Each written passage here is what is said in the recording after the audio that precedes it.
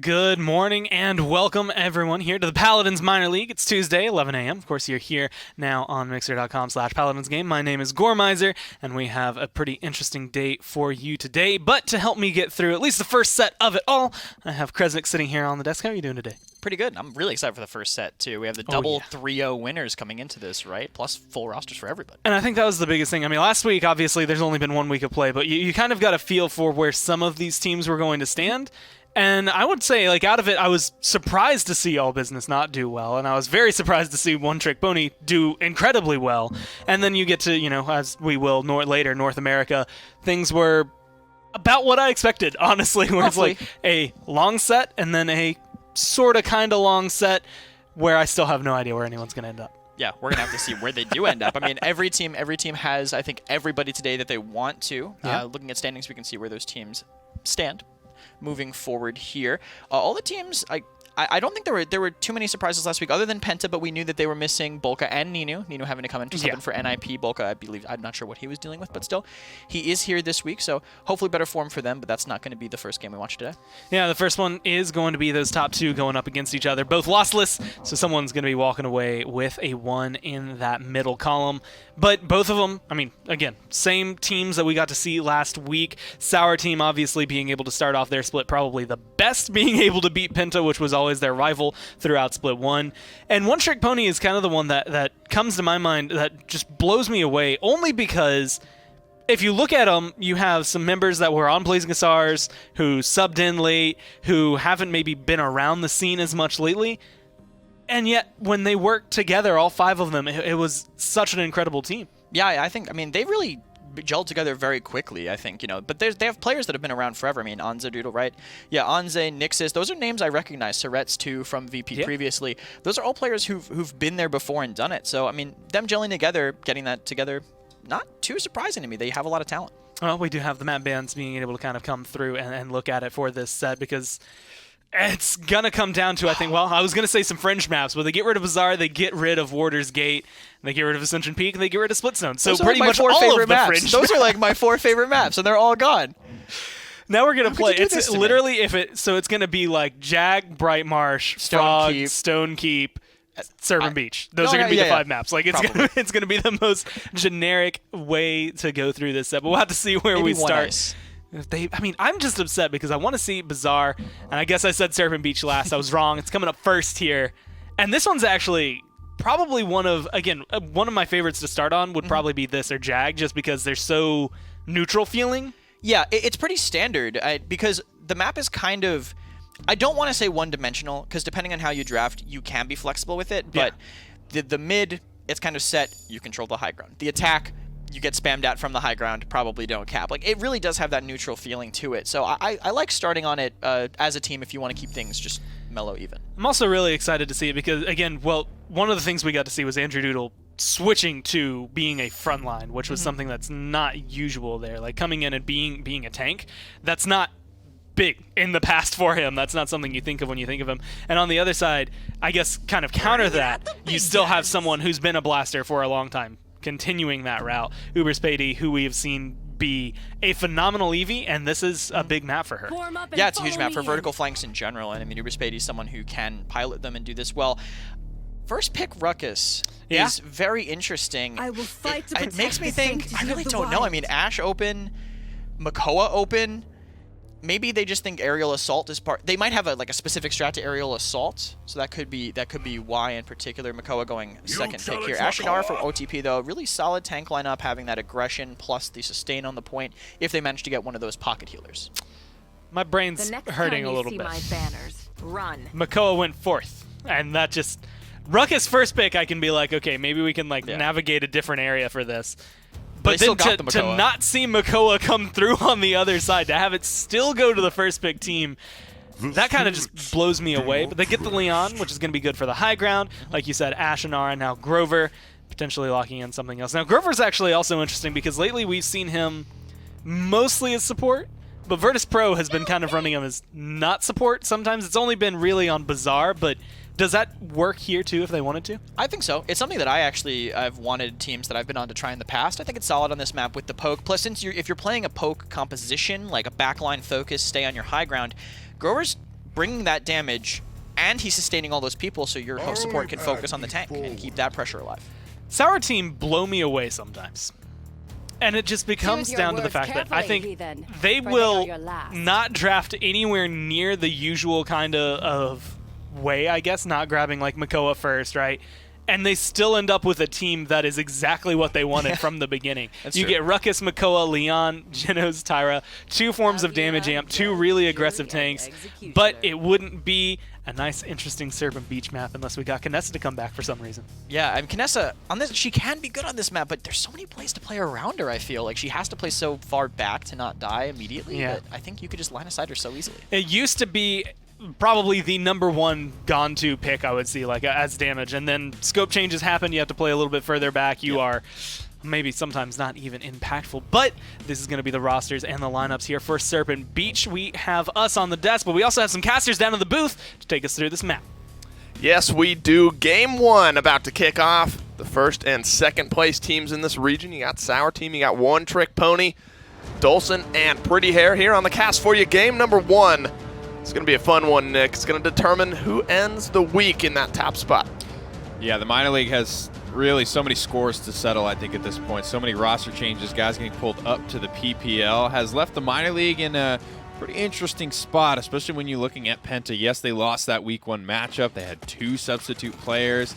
I think they should be at full strength today, so that's going to look like a completely different team.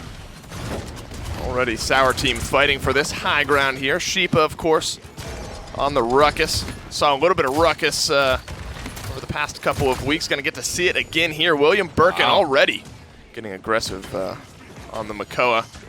So not like a Anthony, Cassie that just knows when she can dig in her heels and fight that fight. Right, just plugging away, plugging away. First blood finally, Perdo.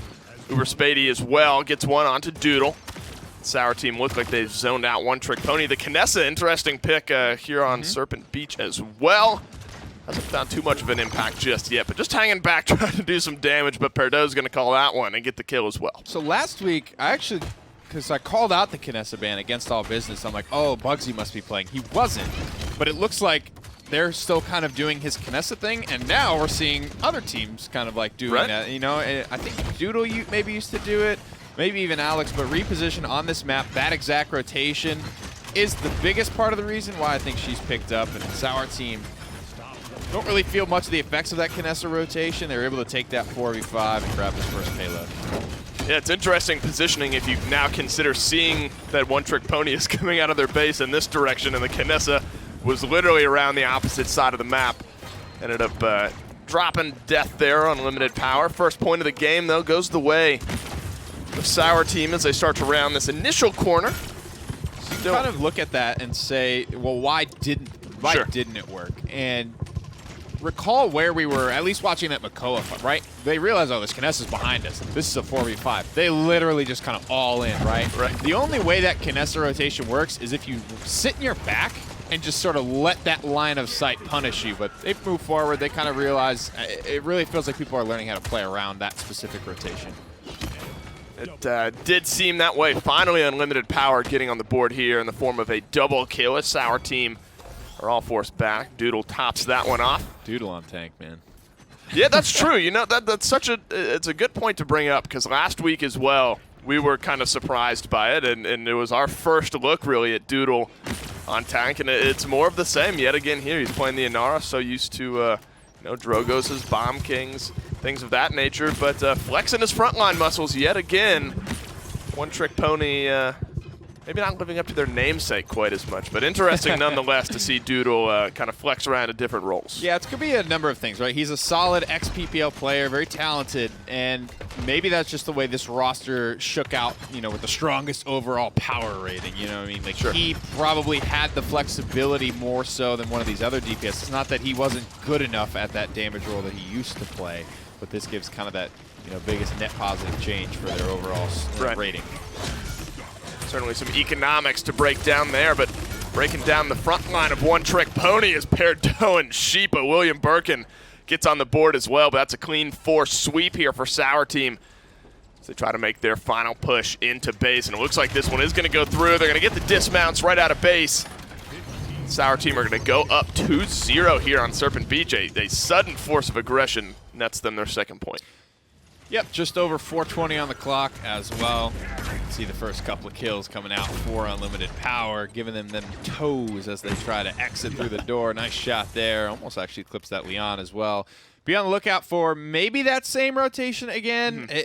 You can do it to force them to do what you want, which was play into them. Didn't work out for Sour Team, for One Trick Pony that last round, but just having that predictability, maybe they go for that same style of rotation. It'll be very interesting to see where Unlimited Power elects to post up this time around after his failures in the first round. He's top of the damage charts. I mean, a lot of that might be just kind of absorbing the aggression on the defensive end, especially on Kinessa. Already wrapping around to the right side here, so maybe something in mind. But if you look up to the top right, it looks like Perdo is maybe privy to this rotation this time around. He has a Leon about to round that final corner. One shot, and the teleport's going to force Kinessa back. So Unlimited Power out of the fight just for a little bit. Assert dominance up onto the high ground. Looks like it got void gripped out there, so the cooldown still reset there. Assert dominance still ready for Stop Me if he wants to use it. Finally, Perdo finds that kill onto the Kinessa in the backline. William Birkin, a good hook on the Doodle. One Trick Pony did get 85%. Wow, almost immediately on the mid there, but Sour Team able to fight back, get themselves a couple kills, put themselves back on the point. Really need to not get staggered here any further. We didn't see the kill onto Unlimited Power via Perdo, but you kind of see that hook land. You're like, well, over time, that just happens against Makoa. He's going to start to pull you into harm's way, assert dominance up to the top just to reclaim his own high ground.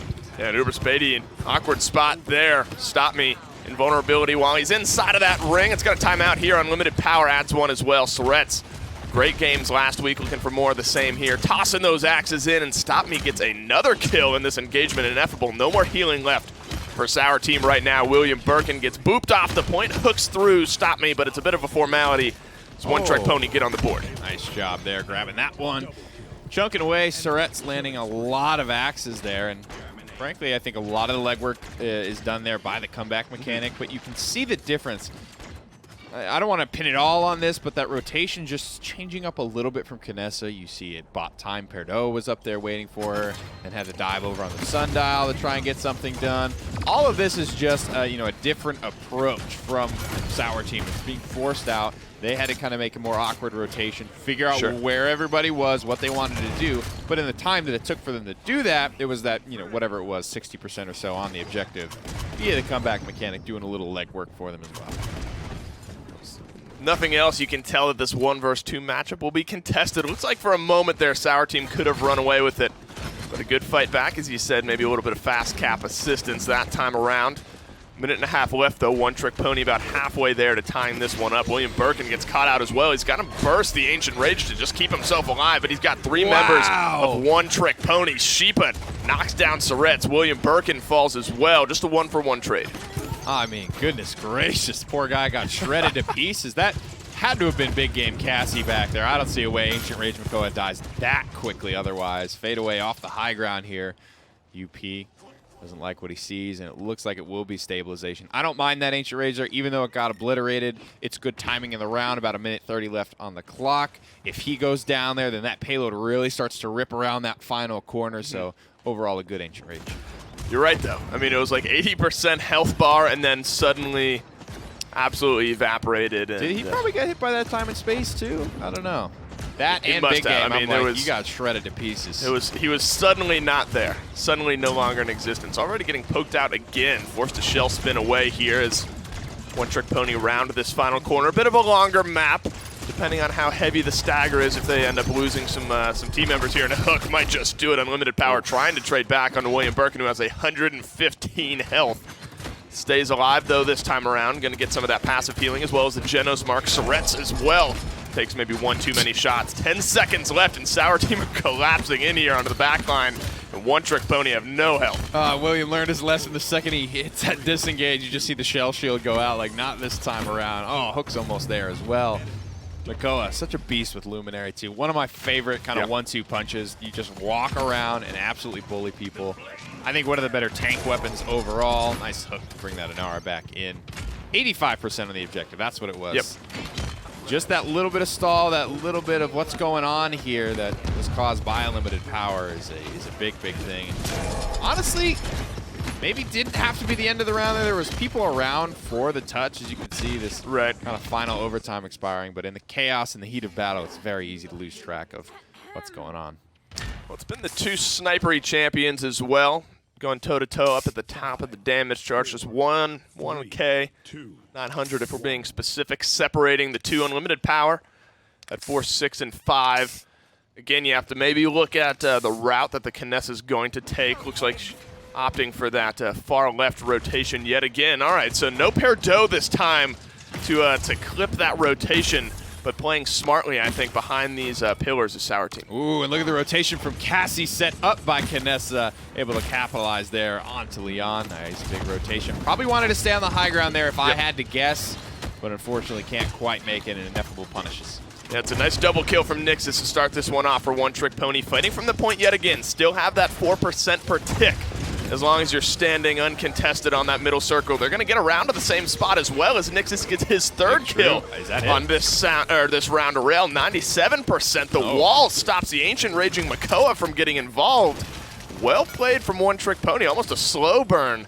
Gets them point number 2 in this game. Again, it's cool. I like watching this Knessa. This is a cool thing to me. It's almost like when you condition somebody in like a fighting game or something like that. You think they're going to do this one thing that they always don't. He switches it up last round, so now they're probably looking out for that, and he goes back to the original strategy and is able to hit a couple of big punishing shots. Because that's what it takes. That's why Knessa is viable here, because one of those shots, hell, a steady aim shot could potentially take somebody out if you're able to hit the headshot. Just landing one of those bad boys, letting a teammate rotate and clean it up. That's all she wrote. Perdo, though, able to trade back a good bit of damage there, forcing that Knessa back up to the high ground.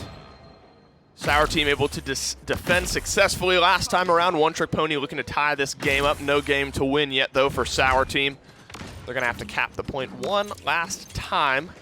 A couple of fast caps for One Trick Pony keeps them in this one. The ultimates up as well. Sour Team looking for maybe through time and space pick. Perdo has the hunting party on him, so they see him here. How aggressively does he want to go on to unlimited power? The Knessa cannot poke around that corner right now. Too much of a trade from Perdo is going to force him out, but a good teleporter gets him into a bit of a safe spot here, just dancing right behind that stone wall. Gets called out as the transporter up, lands one onto Perdo. A fully charged shot would do it. Gonna make the safe rotation, catch Genos out in the back of the head, charge the shots, kid, and you would have that kill. A little quick on the trigger. Almost getting the Genos here. Down on the low ground, One Trick Pony rounding the corner. A little bit quicker than they did last time around. Using the teleporter up to the high ground is unlimited power. The Ruckus knows, Sheepa knows where unlimited power is at. Forced back. Ineffable with the first kill in this engagement. Sour Team 5 ultimate strong. One Trick Pony only with 1. Uber Spady as well gets into the kill feed with about 25 seconds left now. Sour Team forcing back One Trick Pony. Ooh. You're hoping if you're Sour Team now that you don't have to burn anything to keep this payload from going through. You want to go into this next mid fight 5 ultimate strong. Doodle was still there. I don't know if maybe it was better for him to disengage or he's just too slow. Felt he would have been staggered anyway. That probably does it. UP goes down as well. And not to put an inordinate amount of pressure on the Knessa, but everyone was kind of doing their thing. I won't speak to Cassie because I'm not exactly sure, but everyone else is, positioned for that push, trying to get this payload around the corner. And it is a little bit reliant on Knessa finding an angle and finding that pick. That's sort of what those tanks are waiting for. It never came. Ash and Grover just kind of start to fall apart to the pressure of the defense. But other than that, I didn't mind the strategy and the overall approach from One Trick Pony. It just didn't pan out this time. It's interesting. I mean, you hear Knessa, I mean, you have teleporter, but sort of rotation and all that sort of stuff is not really the first thing that comes to my mind when I think of, a sniper. You think they sit back, pour out the damage, but as you said, UP, lots of rotations, little positional changes, kind of dictating the way Sour Team are able to play. Going into maybe the final mid-fight here, Sour Team up 3-2. You're going to have a 3% and then a 4% tick for One Trick Pony. Every other second is a 4% tick. And already getting aggressive on the high ground, William Burke, and he has the Ancient Rage if he needs to use it as well. There it is. Time and space comes through, and it's actually punished by Knessa. Well done. Well played. Forced back is Sheepa. goes so low and limited power. 2 kills in this engagement now as well. The Whirlwind from One Trick Pony keeps those health bars nice and full. Not full enough to withstand the damage, though, from the Makoa in this case. Rounding around the backside. They're going to stick Doodle right on that point there. Perdo slides in, only to death, though. And now William Birkin, kind of the last member alive for Sour Team right here. They're going to get, maybe 40, 50, 60% for One Trick Pony before Sour Team's really able to get in and fight back. Not a ton of value for the Ancient Rage there. Perdo, maybe a misclick, misdirected the dash. I don't know why he would be sliding down to the objective at 10% HP when a touch was not required to kind of save the round. The touch is now required to save the round, but it's too late. Hexafire is wasted and counterburned. And I feel like if you're a Sour Team right now, you got to be a little frustrated. You're up 3-1 in this game. You haven't been able to figure out these mid fights. One Trick Pony, again, kind of a slow burn. They're all right, we'll get one point capture. Sure, they'll defend us. Get another one, tie up the game. And now, against all odds, seemingly, One Trick Pony is pushing for the win. Good dodge roll out of there. Keeps Nixus alive. Sheep able to pull one back as well, though. Already 2 minutes left, and the payload's a lot closer than it had been up at this point last round. Ruckus is still up on the high ground. You can kind of see that silhouette through the wall. Perdo flipping away. 2 of the best of friends. Sheep and Perdo go all the way back, playing games together their whole life, and they're the last 2 members kind of standing now as the respawns come through, trying to hold this one down for Sour Team. Again, up big in this first game. Looked like they were going to close it out early, but grinded all the way back to a 3-3. One Trick Pony is not out of it. Yeah, that's another Whirlwind as well for OTP. Looking to maybe get aggressive. Not enough healing to keep unlimited power alive this time around. I think Sour Team are maybe able to stabilize. Sheepa getting very aggressive there, dashing in, able to stand around the corner. Unfortunately, a little bit too far, too much line of sight for One Trick Pony. Surrett's with 50 health, able to escape alive. William Birkin sees him back there, though. What's going on here? Void gripped, gets dropped out. Both teams are staggering one another almost as the clock strikes 60 here on this round 7 push. That was like the sad scene in a movie where, like, an old medieval war, you're running away together, you turn around at the last second to see your friend is tripped and the enemy forces are descending upon him. And the dude will chewed up and spit out by Sour Team. 41 on the clock. All the ultimates in the book essentially online for Sour. One of them being popped, though, to counter it out. Enlightenment does find a home. Well done, Perdo. The kick is up, and it is good for the Leon. That's 2 down for One Trick Pony. They're forced back. Doodle yet again trying to run away, hoping he doesn't trip this time, but unfortunately his shoelace is still untied. William Birkin grabs that kill with 15 seconds left. A good zone here will send us to a 0.7 mid-fight. Ones that One Trick Pony have been winning up to this point. Maybe thank Fast Cap for that. Half Fast Cap towards the end there. Doesn't look like anyone's enraged to contest. Unless Grover gets up and over, and he does, but he ends up falling for his troubles. We are going to go to a 0.7 mid-fight. 17 minutes on the clock.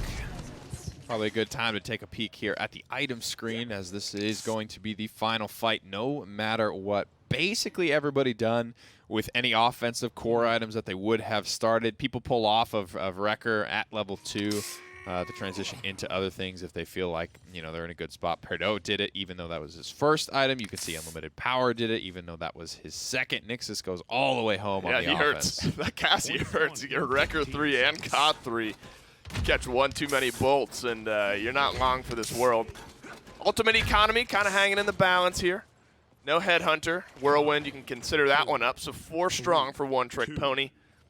Calling Enlightenment up as well. So 4 strong for Sour Team. No through time and space. Maybe a little bit more impactful, or the potential maybe is there over the Headhunter here. Sour Team have not been very successful on these mid-fights. Looking to change something up to even the playing field.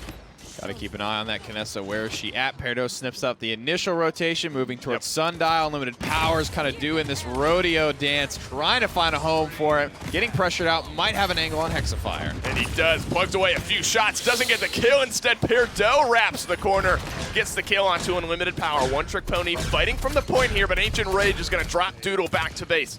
They're only able to get 33% here as Nixus dodge rolls down from the high ground. Nice hook, big hook from William Birkin. Gets rid of the Cassie as well, and now Sour Team in full control of this mid zone. He's dead if that hook doesn't land for sure. This is very reminiscent of the second round, but this time instead of 85% on the objective, One Trick Pony learned from their mistakes then, get this fight taken care of much quicker, and only lose 36% on the cap. Through time and space, doesn't find anyone, and Damn. again it gets punished. Unlimited Power gets the kill onto Ineffable. He's rooted through that duration. 78% is where Sour Team were able to get. They have no healing, at least for a few moments. Uber Spady as well is able to pull one back, but Unlimited Power firing away from the back line evens things up with the kill onto William Birkin. No frontliners really to get on the objective, so it's just backliners kind of firing away at each other. Sheepa sit in the pocket under the waterfall at the moment, trying to just stay alive. Makoa's on his way back. Risky rotation right now is paying off.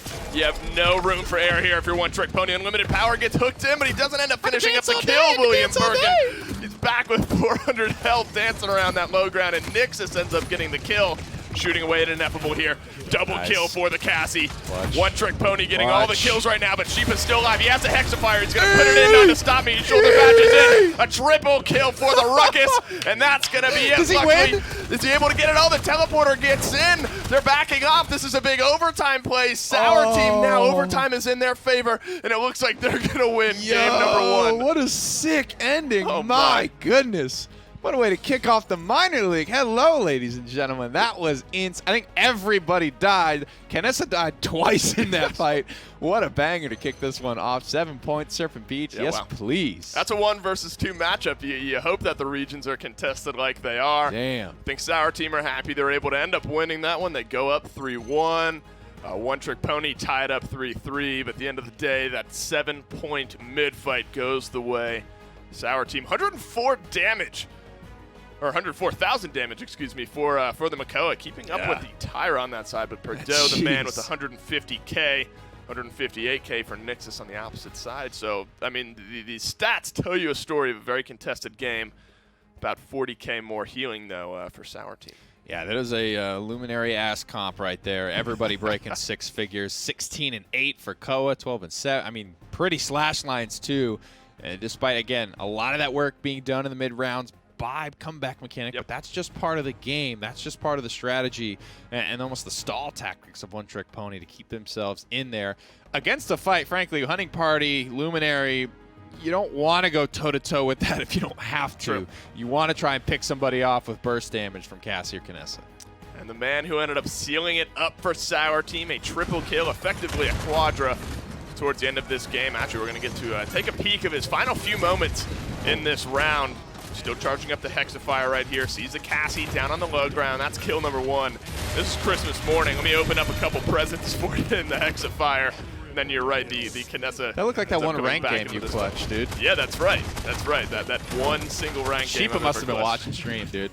That's really the only way I think. I guess he must have been. He could have pulled that one out. Small little, like, hypothetical. He gets knocked up onto that high ground from Ash and kind of gets to fall on that Cassie. Just wonder if that would have gone any different had he not kind of hit that and had to kind of walk the old-fashioned way in there. But that's the way the cookie crumbled this time, and I'm sure Sheepa's happy to get all the crumbs. Like the perfect timed Hexafire to wrap everything up. Nobody had anything, no wall, no shield, just like, oh boy. All right, like I said, the way Christmas she goes. morning, there's no Cassie firing down on you. The Canessa, an interesting talking point as well. Lots of the rotations. Some paying off, some not paying off. I think the slash line was like 10 and 14, so there was some impact there. Definitely. But towards the end of the rounds, there, the Canessa not ending up winning the day. Game 1 in this 1 versus 2 matchup. Well, it goes the full 20 minutes, goes the full 7 points. We'll see after this break if Game 2 has more of the same. iNap, powering the control room for the Paladins Premier League.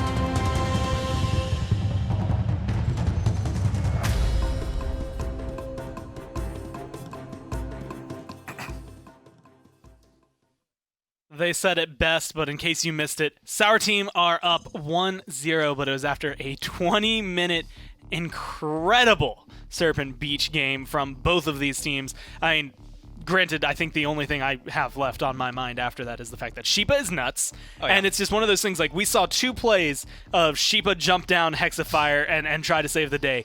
The first one didn't work. Yeah. The second one was the best ult that I've seen from a Ruckus in so long. Yeah, I mean, you always have to reach for those hexes, right? Like, all his hexes throughout the game were hit or miss. He had, like, a good zoning one or two kills, but that last trade, I mean, that last one, we all saw that was a game-winning, game-ending Hexafire. That was, again, that my mind is going to be stuck in that. I don't even know if I'm going to be ready for map number 2. But hey, we have map number 2, whether or not I like it, whether or not I'm prepared. It's going to be Stone Keep.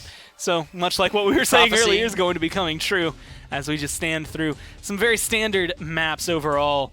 But the biggest thing out of this is, even if I move away from that Hexafire for a little bit, which admittedly, if you're going to have that kind of play, justifies the first pick, Ruckus, from last time. Yeah, of course. But the other thing is that OTP, like, yeah, you lose that one, but that was a 20-minute 4-3 on Serpent Beach. Like, that was about as long as you can get.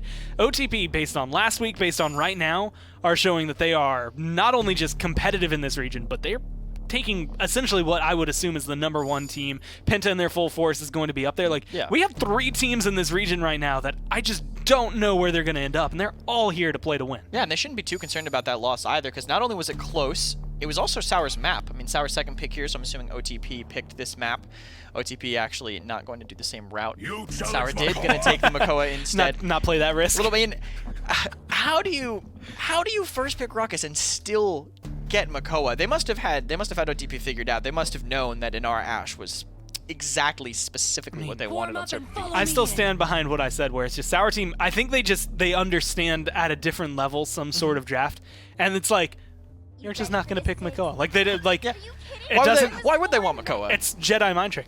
You will not pick Makoa here. This is then not they the turtle don't pick you're Makoa looking here, for. and then they get Makoa. But either way, the band's pretty much the exact same, if not the exact same. Torvald Khan, and then Barrack Atlas. So Makoa, Grover, looking like a Bomb King hover here as well for OTP, whereas Sour Team locked in the Ashe Cassie. Both of those have proven very prominent in their roles. Cassie kind of escalating, I would say. Some teams even prompting to ban her in the PPL because of how prominent she can be in a game. I mean, she's just super flexible. You can put her almost anywhere. And do literally anything. No fall off, great ultimate that's good in almost every situation, great mobility. She's just really solid. This early pick by OTP is kind of interesting. BK kind of falls off when he gets aggressed onto, I think, when the tank pressure's on him, if they have a DPS backing them up. And Ashe Cassie, if they picked it right into that, that's a great combo to deal with him, I feel. That's going to be interesting, I think, to say the least. And it's just one of those things, I told you this while we were watching that game, but it breaks my brain because I see Bomb King, and I look at the roster, and I immediately go, okay, cool, Andrew Doodle playing some Bomb King. Even though I know that's not true, and I know that's not going to be the case, he's probably going to be either the Makoa here or maybe this Fernando. We saw actually some really good plays, I believe, from him on Fernando last week. But Bomb King, Maeve, Fernando. Bomb King still feeling hesitant about it with the way things look on the other side? Now, if they play inside Keep, I think it's better more that they have setups for his ultimate. Because Bomb King's ult, I've always seen it as a combo ult. If you use it alone most of the time against these top teams, you're just going to go down, you know. But combining it with a Midnight, combining with an Immortal, that's a lot of ways to get that going. I just need to see them be able to get out of Keep. I don't know if they can do that against Sour's composition. Well, hey, they lock it in. Ashe, Cassie, Drogos, and Nara Furia coming in as the last pick there. It's looking solid. It's going to be the Battle of the Blasters. We're just going to have to see how this one shakes out on Stone Keep as we go down to Dave and Nick. Thank you, gentlemen. Battle of the Blasters kicking off down here on Stone Keep. Sour Team versus One Trick Pony. Game 1. Hope you caught your breath. After that one, we're going to get the Bomb King yet again. Or not yet again, I should say. Compared to yesterday yet again. But he's kind of fallen out of the meta a little bit. Maybe some better options out there. Of course, Dolson and Nick still on the cast for you. Chain Reaction Bomb King it is for OTP. Not super standard. I think you mostly see this gone when you know I'm going to be target prioritizing things that are big, things that are slow. I like to think more Ruckus, but I guess Inara is easily throwable in that category. She doesn't move very fast. Absolutely zero mobility. Ashe, if not shoulder bashing, is kind of in that camp as well, so we'll see how it pans out. You have to be confident to play this talent. Yep. But if you can pull it off, man, it is scary damage. Here you're looking at about as contested as you can get on this high ground after your wall. blocking off any sort of escape there for One Trick Pony. Sheepa getting hooked in as well. That's one too many bombs stuck onto Sheepa there in that case. Wins the last game. First blood here in this one. William Birkin able to pull things back a little bit onto the Bomb King. Some good long-range shots as well on the Inara onto Maeve, just forcing her back. Stop Me as well. Gets on the board. One Trick Pony, though, they're the ones on the point with a cool 27%. Fortunate there. Makoa was waiting in the wings, unless some healing comes through right now. Not going to be able to save the life of Inara. 51 and climbing now. A couple of people actually passing halfway on their ultimate. Grower at 75, essentially. Wow. 52 on the Maeve. Very quick to charge here. Inara leading the way on Sour Team, getting the most uptime. But it looks like One Trick Pony's all over this first round. Yeah, it's a good dismount as well. William Birkin might have had a chance to get in range there. Just poke away at the horse. Stop Me as well. Playing super well up to this point. 2 out of 2 games we've now seen Makoa. Some other champions kind of taking up that ban priority pedestal. 1 in the last game, already off to a 1-0 start here in this game for One Trick Pony. Makes us this time on the Maeve instead of the Cassie. And you're right, Whirlwind first up in this game, and One Trick Pony could really push their luck with that Whirlwind in their back pocket. Decent momentum up until this point. I would say another pick is probably required to blast this one home. Nobody's exactly low at the moment. This is where this composition might struggle a little bit. You know, you don't have any, Cassie Leon, you don't really have any power mid to long range to be able to get that pick out of nowhere. Enflame is going to come ripping over the top of the board, and this fight's over pretty much before it starts. But like I was saying, it probably has to come off the back of like a full commitment. Like you might have to just dive in there with Bomb King Maeve and burn an Immortal to keep them alive to find said pick. Right. But I don't see anybody from distance, especially Chain Reaction Bomb King. I don't see him really getting one from distance. That's kind of a sneaky stick there for, I don't think the Drogos was expecting the bomb to fly. Yeah, maybe he could get one from distance. I don't know. There you got a single one from distance. You gotta stack a couple more on top of that to get the Drogos all cleaned up. One Trick Pony gets swept, but there is no more Enflame for Sour Team. Bit of a checkerboard on the ultimates up top there. They have Scout. Assert Dominance and Dragon Punch are the only two that really will pull back a fight. You kind of know where One Trick Pony are attacking from. King Bomb, Immortal, Ancient Rage, though. One Trick Pony, plenty of tools to maybe force this one through. I agree with you, though. You kind of look for one certain pick, maybe get rid of the Drogos, Uber Spady. So much damage in the end of that, or the beginning of that last fight. Set Sour Team up for success, but this payload's just inching ever closer right now. Ooh, big daggers here from Maeve. She might be able to make something happen here, but can't find the connections to follow it up. And again, this is the sort of the struggle I wanted to highlight. Maybe their best chance is to blow up this Inara, or maybe catch this Ashe out. Both of them are pushed very far forward at the moment. And Bomb King would be the best tool in the shed to take him out. Very, very close. Shoulder bash from Sheepa gets him out of danger. UP there as well, down to about 200 health, gets himself some healing from his Groger. A couple doinks on the back line here. 3 grouped up members. They could elect to use something here. No kills just as of yet. It's got to be frustrating throwing out, hearing that connection sound time after time. But the first kill does end up going in onto the Drogos.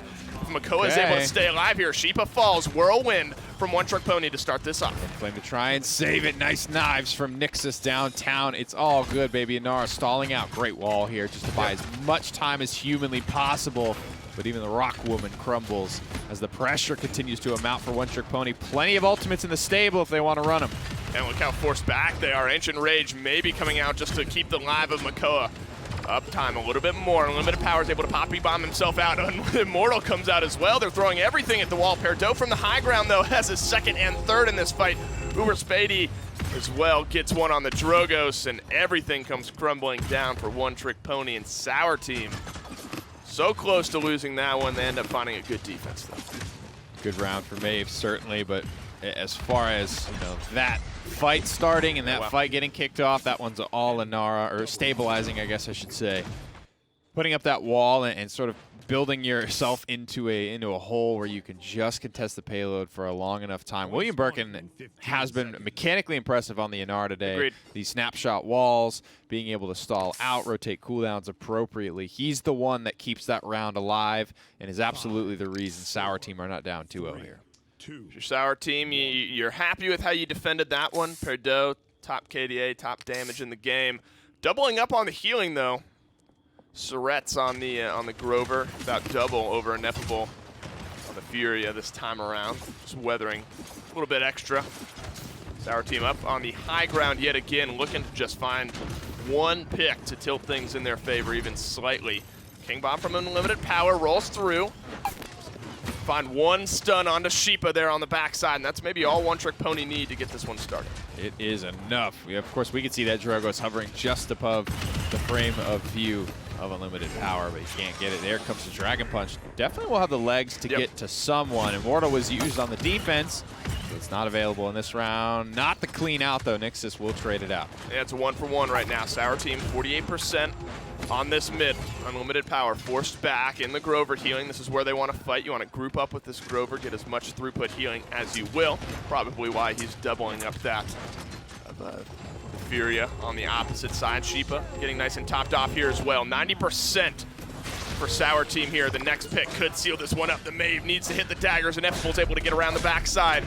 Ancient Rage as well rips through from Stop Me, but he doesn't find any kills for it. Nixus with the only kill for One Trick Pony. He says, get back here with the hook. You can't hit that long-range shot, but Nixus does it. 35 health, and Sheepa pulls one back. And who would have guessed it? William Birkin dancing around the point here, and with Doodle falling as well. Wow. Sour team with the back-and-forth fight. Looking like they're going to take this one, unless the Bomb King's able to contest, which he is. Reset the mid-fight. But that's going to seal it up, and Sour team get on the board with their first mid of the game. Long, strong hold there on the objective for William Birkin. Cleans up the 2 kills as well. You just can't ask anything more of your Nice, Nara perfect. player. Quick little snapshot ultimate, bumps your head on the door frame. This area of Stonekeep is literally too small to be displaced out of assert dominance, so you can say perfect placement. Sheepa gets out with full HP, but no kills. Yeah, Maeve, Nixus super low after that assert dominance. Unable to get cleaned up, though, by Sheepa. If nothing else, maybe just keeps him alive. He was a bit of an awkward position there for him.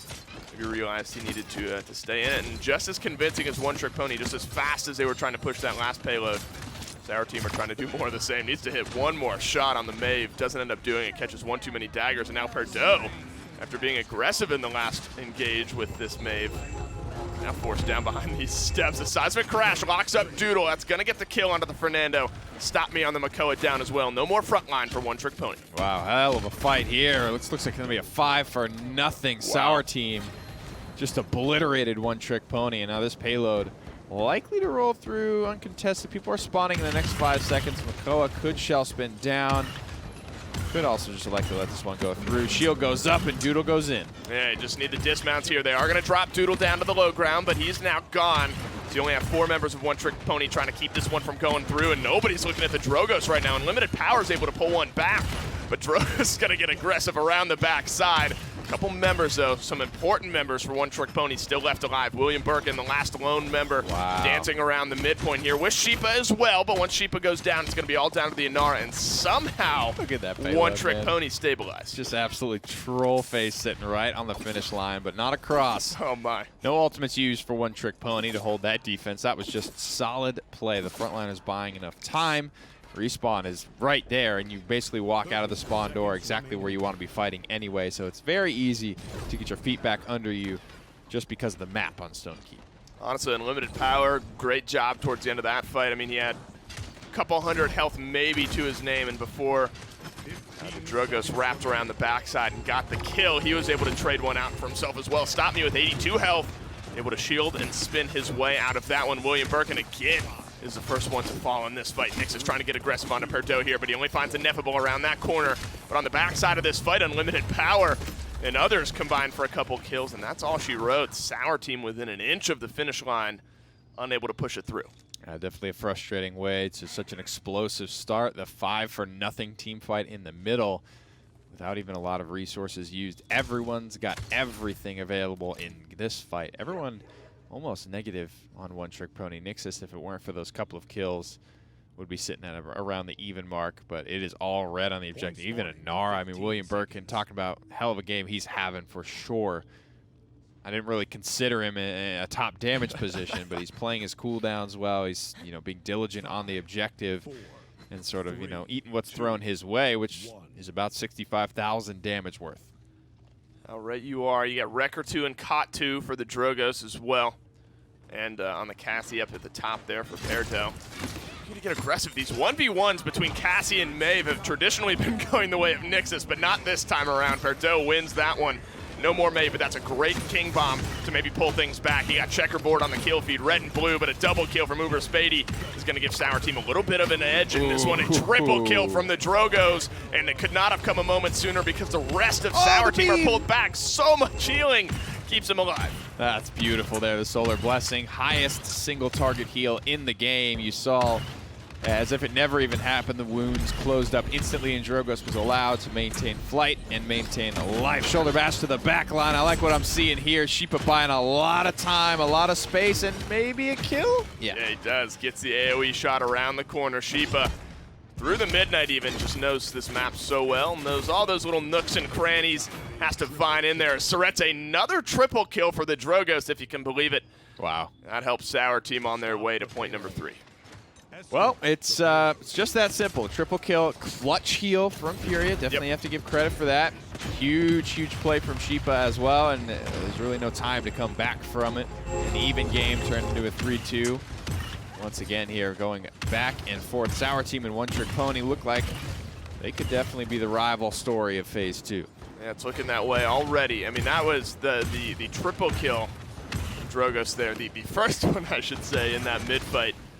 Could not have come a moment sooner. The rest of Sour Team were just losing their engagements on the low ground there, and Uber Spady able to pull things back this time around. A good stall from One Trick Pony's going to force back Sour Team, maybe just a couple staggered kills. Sheepa being the last to go down after the Bomb King rounds this corner. Sour Team looking to end this game here.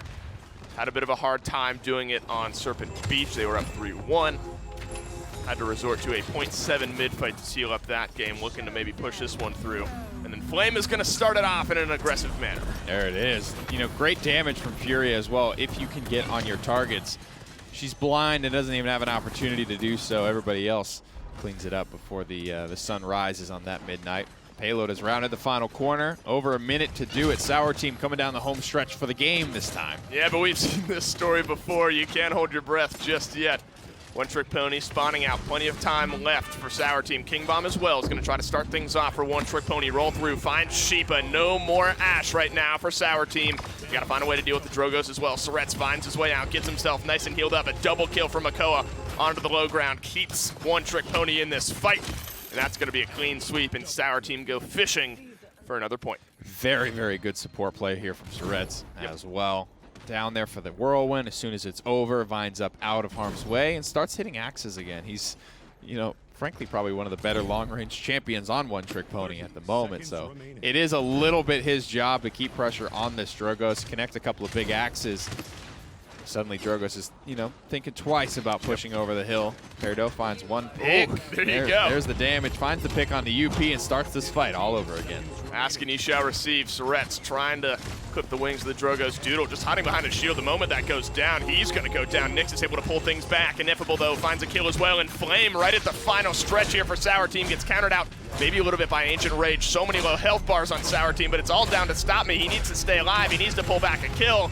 He's not able to do so just as if he had into the shield, but down he goes. Ineffable gets Surretts as well, and Sour Team look poised to end the game. There it is. Overtime is going to be started, so this is kind of do or die. Triple kill, I think, for Furia at the end there. I like the Inflame. I like the Solar Blessings. They were all on point. All missed one because Perdo died, but that's just kind of the do or die nature of it. William Birkin does a great job, again, staying alive until that next cooldown can come through. Solid play from the front lines and the supports, frankly. They're kind of stealing the show for me. Absolutely are, with the exception of a 6-kill streak for the Drogos there on that final mid-fight. So much to look at here in this game. Doodle, of course, on the Fernando this time around. Gets himself in the damage column. But as you saw, as you pointed out, going into that final round, everyone on Sour Team, 4 out of 5 members topping off the damage charts. 92K for the Inara. The only damage amp being Enflame as well, so, you know, very, very window-based, only 8-second duration on that buff. So William Burke and Sheepa, they're just doing a lot to stay in the game. 5 and 10 for Doodle on the front line. Definitely at the bottom of the barrel in terms of frontline choices this time around. Doing what he can for sure. But to be fair, he had a decent performance on Fernando, on Stone Keep last week, so more definitely has to come from him. Maybe a little bit of a limited composition in terms of their ability to fight at range. A lot of times you're noticing they're getting picked off from great distances, and there's really nothing that they can do about it. They're looking at Surrettes to try and keep them in that long-range fight. Well, with so much to break down, the flashy plays in this one. All for Uber Spady here towards the end of this game. He's going to help his team seal up the mid here. Beautiful triple kill positioning. It's not often you see a Dragon Punch and then a regress. Sometimes you have to trade out your life. And it could not have come a moment sooner there for Sour Team. And so impactful on this Drogos. The battle of the blasters, as the desk put it, goes the way of Sour Team this time. Good connections on these frontliners. Big and slow. Kind of the principle of what we thought was going to make that chain reaction Bomb King work. But you could see there was moments where it absolutely did. I think Ash getting deleted was the first thing that we watched this game.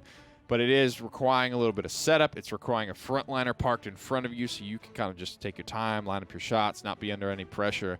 You know, once things start to get hairy, that Bomb King starts to fall off when you don't have the amount of setup and aren't able to land 3 or 4 stickies. I like the thought Just because I miss Bomb King, and I'm sad that some others have started to take his place. A little bit of merit to it this game, but they don't get the win. As contested as these games have been, Sour Team still up 2-0 in this set. 1 game away from ending it. Can they do it right after this break? The Paladins Premier League is brought to you by Evil Mojo, developers of Paladins.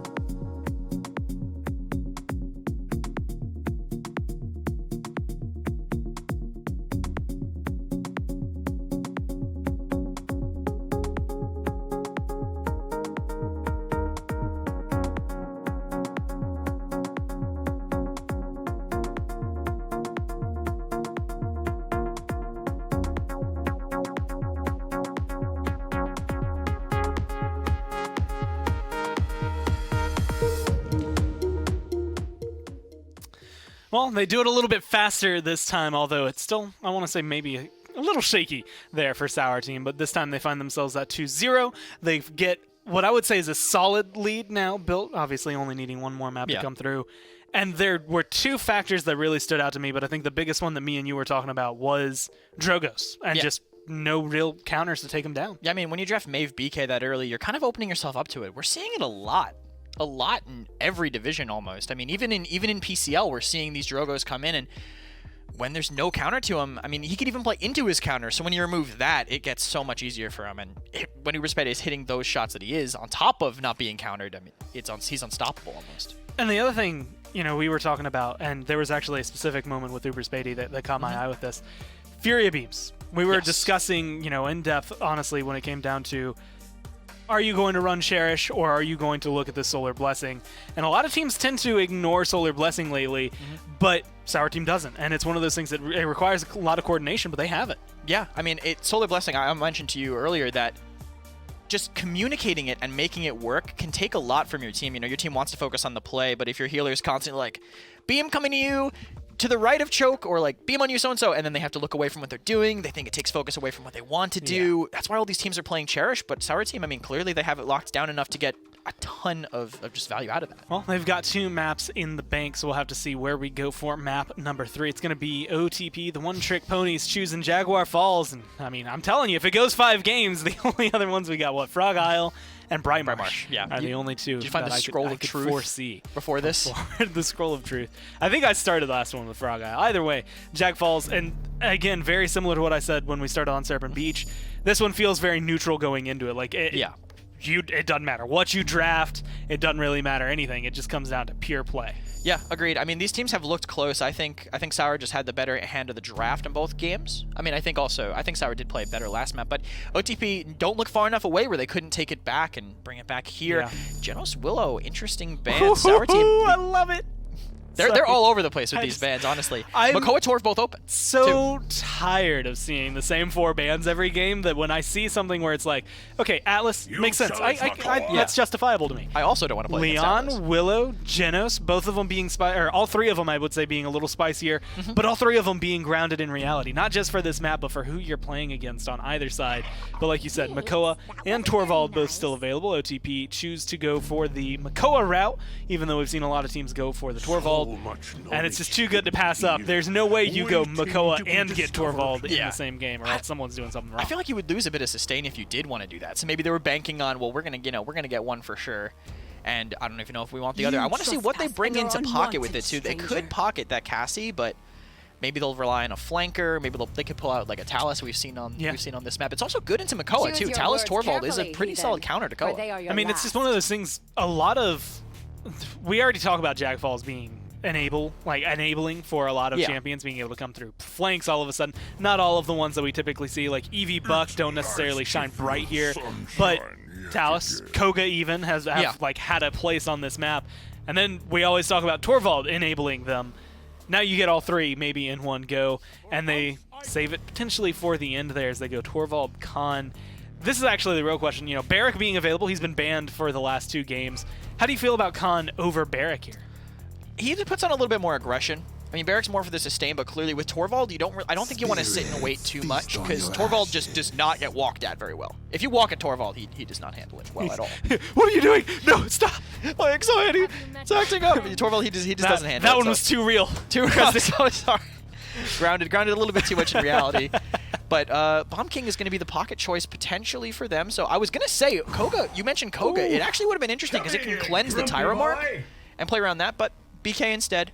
Something that he does a lot of damage, and making him do even more damage is good. It works the same way, though. The theory, I guess, behind it. Bomb King on his best map, or one of his best maps, if you don't want to call it his best map, plus a Torvald behind him. It's going to be a lot of damage there to deal with, but OTP, they have a pretty strong lineup themselves. We'll just see how they can crack this shell that is Sour Team, if they can find themselves a game. If not, Sour Team are walking away with the win. The frontliners have been at a premium here in this set, or maybe the opposite. Not so much. You get Torvald in this game, Makoa in this game. Makoa, I think, has been in every game this set. They've just let him go on through. You get Torvald, Bomb King, Cassie, all fighting around a Grover. You know which way Sour Team want to fight this one. And they don't have this dedicated point front line, but it's a team that's good enough to coordinate just fighting around it. We've seen, frankly, in the first game, the strategy kind of being built around stalling. Everyone was negative for One Trick Pony, but they still managed to win a decent amount of rounds off the back of Inara. It comes down to this pocket right here, though. Torvald Bomb King is going to have to carry this game. What is my purpose? I bubble Uber Spady this game, and that's what Torvald's doing. Already forced back, though. I mean, under a little bit too much pressure from the Makoa Vivian here. Forces Torvald back, but the Bomb King comes in to save the day. Unfortunately, he catches a hook to the face. Unlimited Power getting the first kill in the game. Answered back, though, by the Torvald. He can do a little bit of damage himself as well. Ineffable catching that Torvald bubble. Just a little bit too much damage in the close quarters areas for Tower Team. One Trick Pony looked poised for point number 1. That was a very horror movie hook, just like barely getting to Cassie. I got you. Oh, no! Wasn't ready for it. Dragged into the corner and absolutely murdered. Stunned out, though. Uber Spady's about to swing one back. Nixus firing on all cylinders here, finding even more kills, and One Trick Pony get the go-ahead capture in round 1. I got to give my nod to Nixus. Even though they're down 2-0 in this set, I feel like every single game, I mean, you know, ignoring slash lines, you're just looking at pressure that players are able to kind of provide, and the damage pressure that Nixus has had over the course of this set is not something that you can really ignore. Up to a 5 streak already on this Tyra. The Hunting Party, of course, going to be setting up the rest of his team for success as well. That's a potent combo, Tyra and Vivian. Yeah. So Sentinels are up, Hunting Party marks as well. Those bubbles are going to get deleted. Especially against what is triple shielding, really. You got Con shield, Torvald self shield, and then whoever he's bubbling. So Unlimited Power is going to have a lot of shields to burn through. Anybody he really wants to get on. He's got a 60% chance that he's going to be effective. Nice whirlwind here. Kind of shirk the Dread Serpent. Not a lot of Maldamba in this set, so you know, that's kind of the first time I've had to say that. Oh my. That was a quadra kill from the Bomb King as well. Uber Spady flexing his muscles in this one. Gets double triples in the last game on Drogos. Gets a quadra kill on the defense on the Bomb King. And this does make me happy seeing some success in the Bomb King arena this time around. He does have a Torvald bubble behind him, so, you know, maybe throw an asterisk on it if you look at it that way. He's going to Poppy Bomb himself to safety once the hunting party mark is applied. Get himself back to safety underneath this high ground. Ultimate economy-wise, whirlwind for Sour Team. Sentinels used for One Trick Pony. About 50 seconds left with about halfway to go. Ooh. Thanks very much to the balance. Elevated seismic crash. I like the thought from Andrew Doodle. It doesn't find a home this time around. Wall's on cooldown. We'll be able to wall off this con. 40 seconds on the clock. A 1-0 start. Kind of want to take a peek at the items here real quickly just to see what did Bomb King. He actually started with Cauterize. It surprises me a little bit. Actually saw this in the last game as well. Caught one immediately into record 2. And for me, I think the bigger problem for you as Bomb King is getting through those shields. I mean, we saw it. His first death was because he couldn't get through both the deflector shield as well as shell shield at the same time.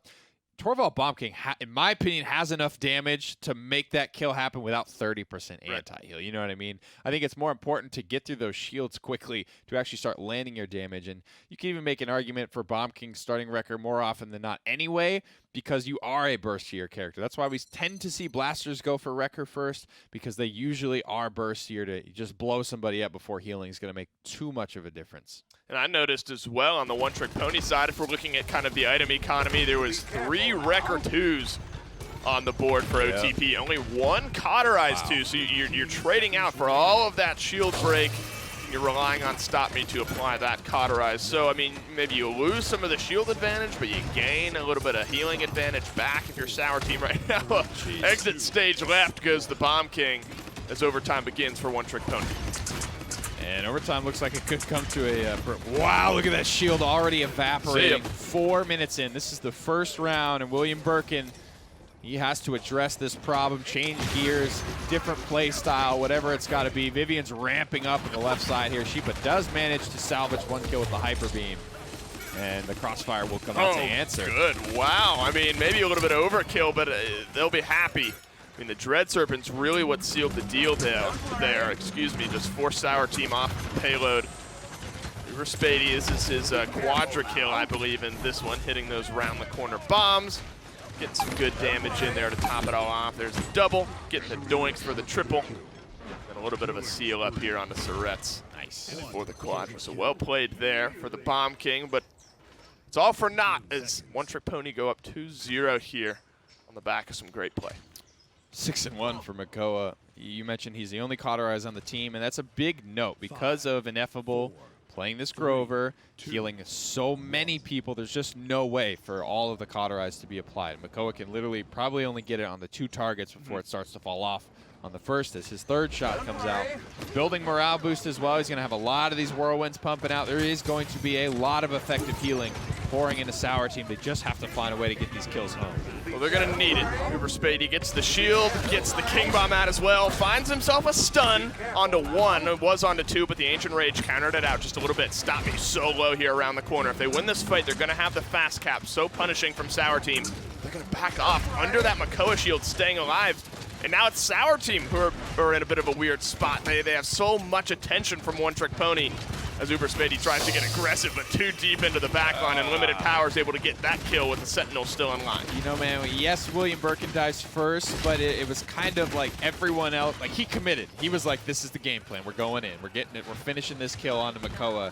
The rest of Sour Team kind of hesitated. Yep. Then he dies. Then they all die. You know what I mean? It fell apart. If one person hesitates and doesn't kind of do their thing, the Sour Team composition looks a lot less scary. Is that just on the back end, I guess, as One Trick Pony seals up point number 3 in this game, pushing for the win? I mean, one point you brought up, and I think it's a great point, is that they don't really have a dedicated front line, so they're okay, or they're not even so much okay. They have to just kind of let the Inara just chill on the point here, and they're not winning any of the engagement. I mean, you sacrifice the point front line to maybe have this Death Volley team, and they're just not finding any of the kills. I mean, you could sit here and split hairs on how that could have gone different. Maybe you see him Poppy Bomb the other way up over that Makoa to finish the kill on a Vivian. you could see everybody commit maybe alongside William Burke, and perhaps things go differently around the objective. Tyra, Maldamba, Makoa, all kind of in close quarters there. Yeah. Potentially heavily punished by the Bomb King.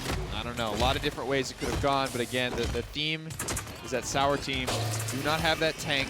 They have to commit, almost like a little death ball together, a little roaming death squad, kind of the way NIP do it. Right. They have the off tank, they have usually some type of damage amp to follow it around. In this case, it's Torvald, and they have the man responsible for the kills, which should be Spady. He does. He is responsible for a double kill in this case. Perdeaux as well gets one on the Cassie, choosing to take this engagement with unlimited power. I saw just before the Vivian ended up falling, maybe a sliver of health left, so just one primary attack away from cleaning that one up.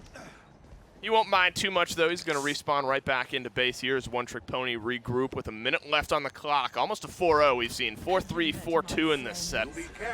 4-2 is as close as we've gotten, or as far apart as we've gotten. 3-0, though. This is the most convincing performance of the day by either team. The organ starts to play as the Countess's Sentinels come out to play, and they're out for blood. They've already found one. Looking for Cassie now. Might make it two. Trouble here as Vivian gets a pretty decent line to the backside of this Sour Team composition, and this might just be the 4-0. That is going to round around the backside with the Sentinels. The King Bomb is not going to find its way around the wall. If nothing else, just a couple funny stuns there in the game end screen. And as convincingly as Sour Team have looked in games 1 and 2, I mean, that was a clean 4-0 for One Trick Pony. That's a draft. I mean, they just didn't quite execute on it. I think it was counterpicked nicely. There was a lot of stuff open, and that kind of starts to happen, right? You're licking your chops. The Go is open, Torvald's open. What do we want? You start grabbing shiny things off the shelf, and you're left with this thing that might be a little bit harder to execute than you originally thought. Cooper Spady does get himself on the board with 78K. Healing-wise, Surrette's doubling up that of what Sour Team were able to bring to the table here, and even with sort of where the items were standing, where Stop Me was the only one with Cauterize for so really long in this game, doubling up the healing of what Ineffable was able to do. And towards the end, there were some caught twos, 4 of them to be precise for One Trick Pony, so that curbed a little bit of it. But for the first 2 points, there was only one caught. If I'm honest, we were watching a lot of Bomb King and the boys try and kill Makoa and the girls in the back line. It wouldn't surprise me if a lot of that healing was coming from Perdeaux. I don't know where he was, so I'm assuming he was just big gaming Inara, and Maldamba was just like, no, like just absolutely pumping his healing There's a story numbers. to be told there. Yeah, there was something else. There was 2 very separate, distinct fights kind of happening. We really watched the more exciting one for the majority of that game, and that's just kind of me hypothesizing where all that healing came from, because that was a big difference. Well, it's there nonetheless. The flashy plays, again, in favor of the Bomb King this time around, but I kind of shouted him out. The good, consistent games up to this point in this set went the way of Nixus, and at a 5.5 KDA, edging on 70K damage in this one, positioned himself well. Really applied those Hunter's marks with the best of them this time around, and help seal this one up onto Sheep and to top it all off. And I think draft-wise, One Trick Pony sealed the deal. Yeah, they did a good job for sure. Early on there. Yeah, the Wrecker's playing such a really, really big part as well. To be honest, blast through all of those shieldings. Top of the hunting party, on top of Vivian having that own self-damage amp. Just too much to handle. Well, no 3-0 for Sour Team in our first set of the day. One Trick Pony able to fight back in Game 3. Game 4 right after this. Respawn, the official gaming chair of the Paladins Premier League.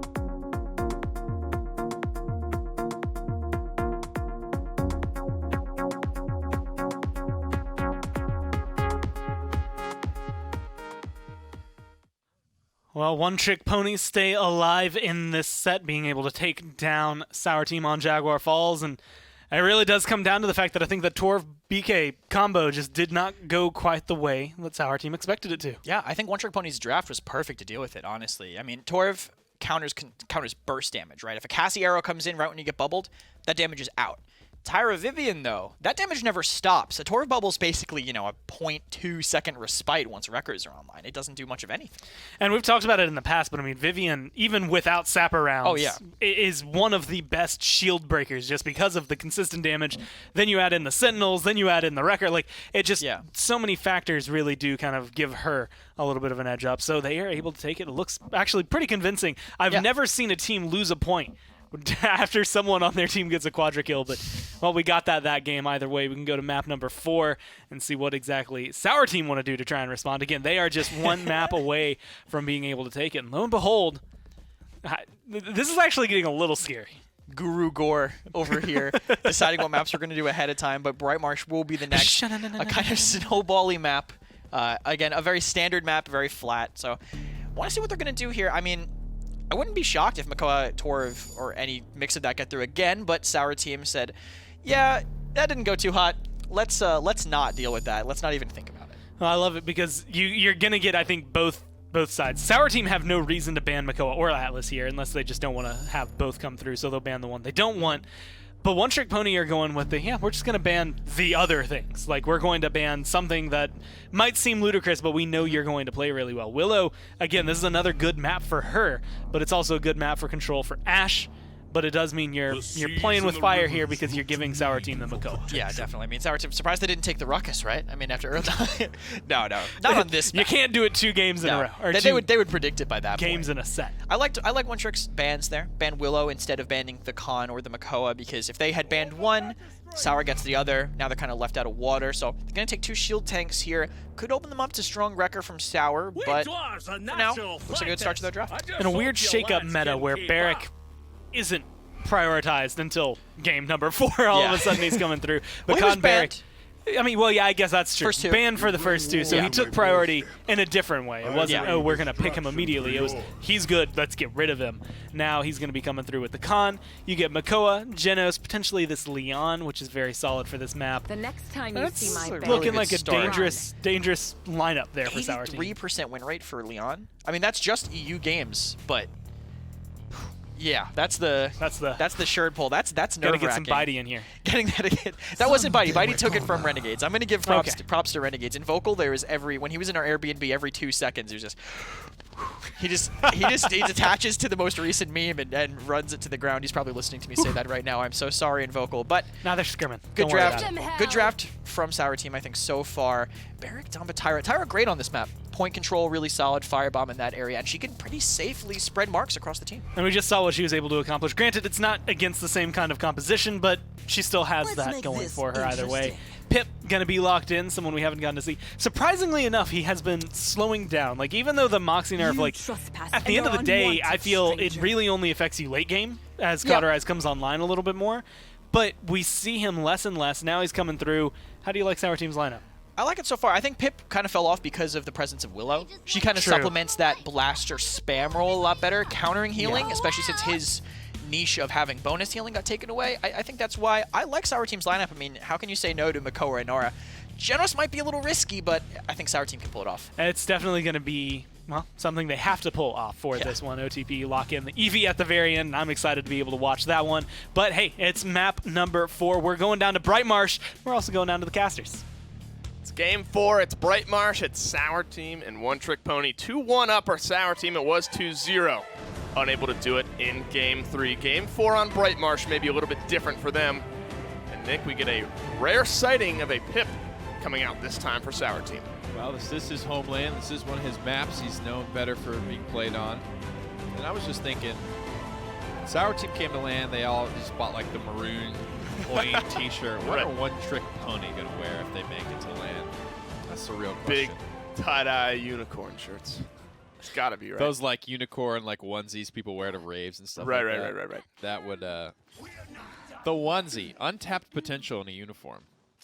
Although Phoenix, kind of with the penguin onesie, I guess. You might put it on par with the esports dress. Remember that? Oh, man. That one's over my head. That one was either before my time or just out of my wheelhouse. At any rate, Sour Team are going to try to seal it up here.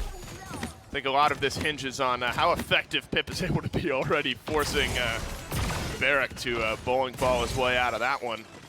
You got to watch out for Eevee. I mean, you consider Pip a flank, but doesn't have quite the same mobility as what Unlimited Power does. First kill is actually Sheepa on to Stop Me, as Pip as he faded the grasp of Unlimited Power this time around. Just narrowly, too. I'm just shaking my head. It's so close to a victory for Eevee, so close to the rest of this collapsing. And this burst healing is what's going to make it so hard, at least initially for Eevee. When that Cauterize comes online, it could be a different story if Uber Spady is kind of, you know, stone cold and can wait out the initial aggression and wait for that Cauterize to fall off, then pop the heal. Different story. Nice timing there. Yeah. Shot out of Ice Block. In the meantime, Sour Team, I mean, we've had maybe one, maybe two kills in this game up to this point, and Sour Team have just zoned, forced out members of One Trick Pony, and Limited Power has been sort of designated in the back line here of the Sour Team base. This is the Sour Team's base, just to clarify, and Eevee just has not been able to get back to the One Trick Pony side of things. Now she will, in the form of a respawn back at base, and Sour Team first point on the board, pushing for point number 2. For that heal, needing it as well. I like what Sour Team have put together. I think Pip makes up nicely for the weaknesses Genos has as a support. And everything else is so rock solid, from Nara to the Makoa for Sheepa, and Perdo gets his Leon. I mean, this is a good Sour Team comp, a good composition for this particular mashup of players. And as long as Uber Spady can keep a lid on Unlimited Power and don't let him run away with these fights, you don't have to win it, just keep a lid on him for a little while. And you can see Sour Team went on to win that fight. Pip really got tweaked in the form of Moxie. Instead of 50% at max rank, he got 30. Unlimited Power gets dealt with here. You have Evil Mojo as well. Seismic Crash through time and space. Doesn't end up finding Nixus, just over the top. I think the No toes for you, Daquan. Might have been held up a little bit too high that time around. That's great. Evil Mojo on a 3. They're able to get the 1 kill, but no more just as of yet. Ancient Rage saves the life of, I believe it's Sheepa here in this case, getting aggressive. Uber Spady gets that kill, and it's kind of a mishmash fight here as Sheepa finally drops Eevee on the back line. A double kill for the Makoa. Sour Team are rounding this final quarter maybe for point number 2. Maldamba basically kited the raid boss straight to Tyra, and she got obliterated by the poor anchor there. Not striking distance, though. There will be another little skirmish before this payload sees home. Unlimited Power working on taking the scenic route to the back line here. He announces his presence before he has the blink to kind of commit and go in. This is that 4v5. They have a small window here as Unlimited Power rounds the corner. And Sheepa as well is first to drop. Unable to get the shot onto Ineffable, just a little bit far to the left. Stop Me with the double kill. Uber Spady pulls things back. Sour Team, though, no healing. They're just going to have to poke out hope that the Makoa, the Inara, can maybe contest this payload as overtime starts to begin. As healing just now getting back into this fight. One last shot here for Sour Team, but Perdo's the first one to fall in this case. William Birkin down to about 10% of his health, dancing beneath the Makoa shield in this case. They need to find a kill to try to even things out, but the respawns for One Trick Pony just a little bit closer. That's a great Evil Mojo to set up maybe a good fight here for Sour Team. Unable to get any kills on the back end of it, though, and One Trick Pony, they dig in their heels. Man. Triple kill from the Con. You got to say, that's a very clear-cut problem, and you hit it at least, I would say, 1 to 2 people got polymorphed there. I only saw one on screen, but I would be very, very remiss if I didn't say, that Con was very close, potentially polymorphed. Not able to CC Immune shout himself, no funny business, no ultimates pop to kind of counter that one out. Maybe a Seismic Crash. Spilt milk at this point for Sour Team as it's all evened up 1-1. A very quiet round from Unlimited Power, 1-4. Yeah. If things change on that front, this becomes a very different game. So One Trick Pony down but not out of this one. If he can just get online, find a couple of frags, it's going to be a very different story. And, it all kind of started for Eevee with the trades with Uber Spady on the back line there. Unable to get the kill onto the Pip. Kind of forced to just hang out in the Sour Team base. Couldn't really blink through. Maybe okay with that as the fight begins indoors here. Nixus already caught out there, stunned up a little bit Red Serpent as well sends a couple of Sour Team running away. Ends a Doodle with the only kill on the one-trick pony side. It's a 4 versus 3 here in this case. Enlightenment just wide left. Not enough damage to drop Perdo just yet. 91 health. Passive healing is going to top off the Leon here. So many low members. Sour Team, you're sad if you're one-trick pony, you weren't able to get any of those kills. You're able to get 48% though if you're on the red team. And Sour Team are getting all the kills as Unlimited Power trades them back. Gets the support as well. The hook finally ends the reign of terror in the back line. Basically even on the objective, but Sour Team had to disengage as a result of the Eevee. Overpower through the window, misses onto Makoa. Crossfire is popped to try and scare off Inara. It's going to be enough to get this payload point to 100%. Well, if you're looking to scare Inara, that's about all you got out of it, so you'd be happy if that were the case. Perdo opens up the door for Sheepa to whack away at Nixus. That's a great Ancient Rage. Unlimited Power is able to blink in, finally gets a kill onto Pip, so Rets has to slither away, but not so fast as Sheepa. Come right back.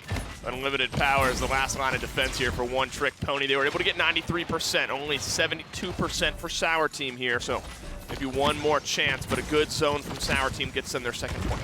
I mean, Unlimited Power is going to work here, touching the point, getting counter picks, putting pressure on Makoa, following up off of these hooks. Now it's like somebody else got to do something on One Trick Pony. It's Unlimited Power keeping things alive for the time being. It might just be enough time purchased by the Eevee. The budget has been balanced.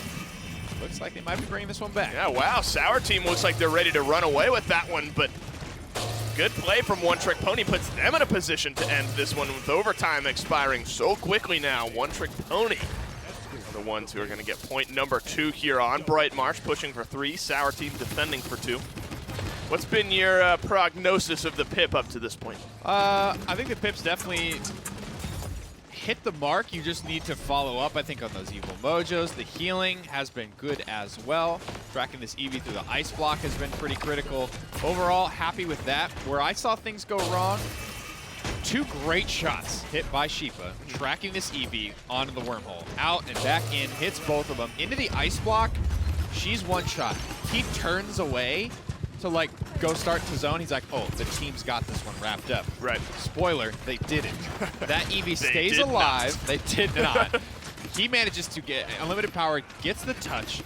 Hunting Party goes out on a Makoa. Sheepa, who he thought had already been, killing this Eevee, now takes 3 1100 damage shots from this Eevee, and things start to fall apart there. That's where One Trick Pony get themselves back into it. So a tale of counting their chickens before they hatched. They had hatched, but they were not killed. A little dark. I'm going to move on from that one as quickly as I can. 15 seconds left. They have the Evil Mojo ready. That's kind of a follow-up story as well. I mean, the Evil Mojos have hit. No, not too many follow-up kills here.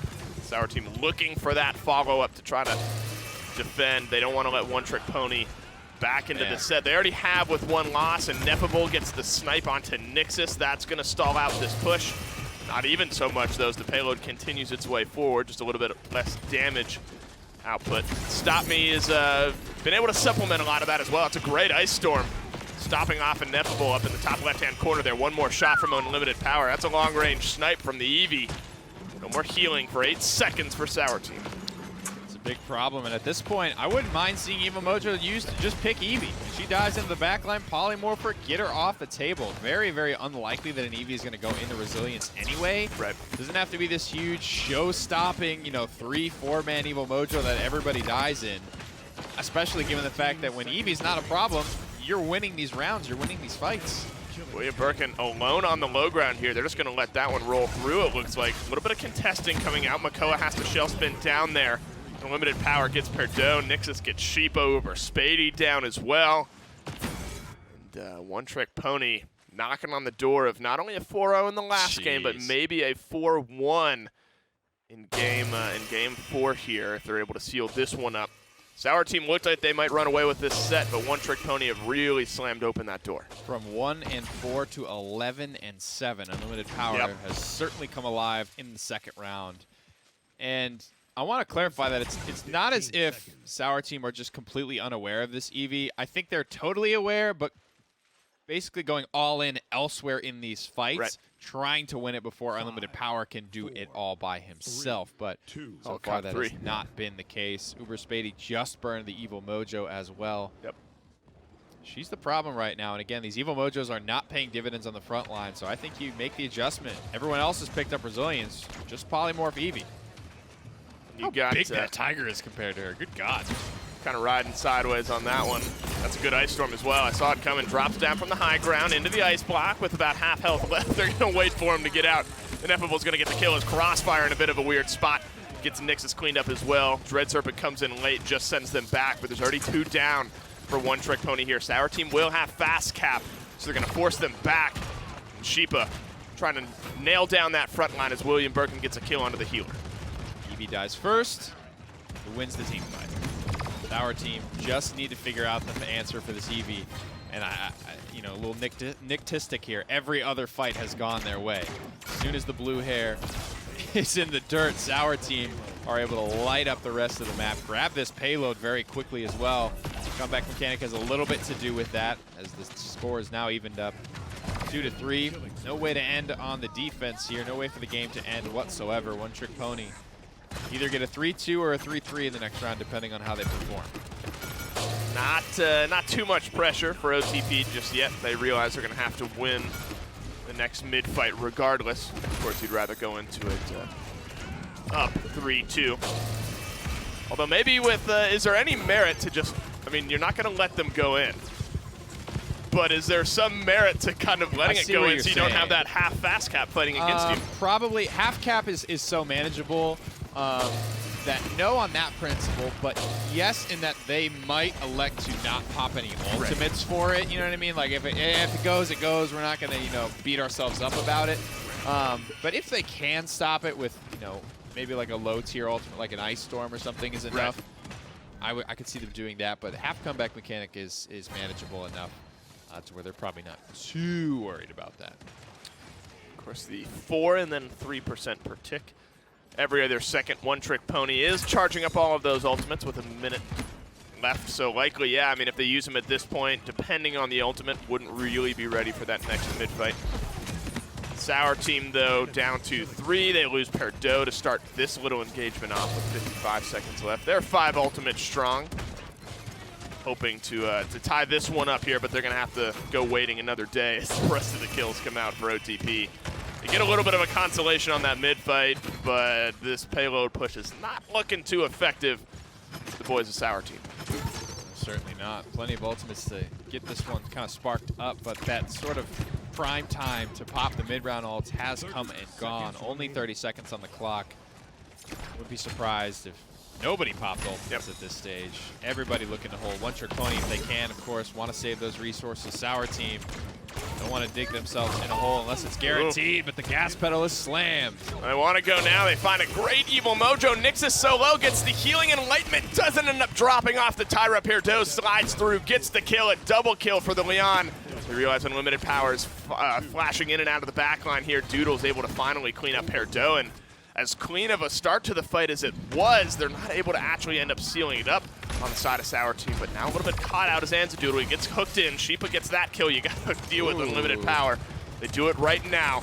And if they're able to get this con cleaned up relatively cleanly as well, this gets a lot more interesting for Sour Team. Con manages to backpedal himself out, get a decent amount of healing. Crossfire is ready. Red Serpent's almost back to halfway charge. Evil Mojo's already past 80%, but the defense holds all the same. Yep. Makoa just off the objective. That one was kind of messy anyway. 2-3. That's the outcome we got after that round. One of 2 possibles. Nixus at 5 and 10. Really the only one here. Sometimes can happen. You can fit into that cheerleader role a little bit as Tyra, just marking people up. A lot of these matchups are tough. We've seen at least 2 deaths due to just Ancient Rage getting to Tyra, and then that's it for Tyra. Guess I'll see you next time. Sheepa crushing that character in a lot of ways. But at this stage, man, I think, again, it comes down to that Eevee. Almost everyone else, that's my final prognosis. Everyone else pretty much has Resilience online. Unlimited Power has been a thorn in your side all game long. Yep. Deal with him, and the set should be yours. Threat's going deft hands, too, for a couple of those extra stuns on the Damba.